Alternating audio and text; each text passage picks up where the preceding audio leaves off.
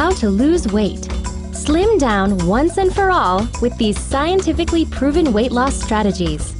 You will need discipline, calorie counts, portion control, water, and exercise. Step 1.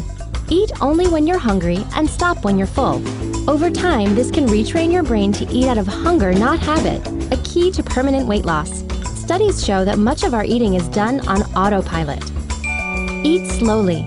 It takes about 20 minutes for your brain to register fullness. Step 2. Avoid sweet, salty, and high-fat foods. They've been proven more addictive than other foods because they overstimulate the brain's reward pathways, making us want to eat more of them. When you have a craving, distract yourself for 15 minutes. By that time, the urge is likely to have passed. Step 3. Know the calorie count of whatever you're eating. Studies show that people routinely underestimate caloric values, especially when it comes to low-fat foods. Step 4. Practice portion control. The more food you have